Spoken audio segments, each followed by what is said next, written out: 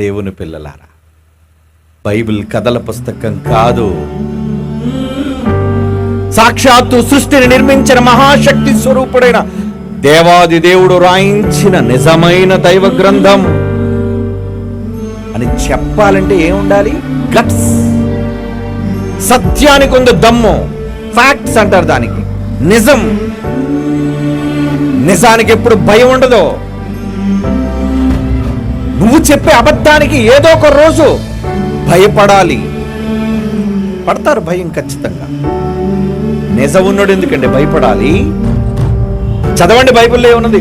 ఒకడు తన ఊహను బట్టి చెప్పుట వలన లేఖనములో ఏ ప్రవచనమైన వచనమైన పుట్టదని మొదట గ్రహించండి, మొదటి తెలుసుకోండి. ప్రతి స్టోరీకి ఎవడో ఒకడు ఉంటాడు కథా రచయిత. కానీ బైబిల్కి ఎంతమంది రచయితలు? 40 మంది 40 కాలాల్లో వేరు వేరు ప్రాంతాలు రాసిన బైబిల్ ఒక్కటిగా ఉంటుంది. అది బైబిల్కు గొప్పతనం. మనుష్యులు పరిశుద్ధాత్మ వలన ప్రేరేపించబడిన వారే. ప్రేరేపణ దేవుడట ఆ రాసిన 40 మందికి ప్రేరేపణించాడట. రాయనా రాయో, దేవుని మూలముగా పలికిరి అని ఉంటుంది చూడండి. దేవుని మూలం.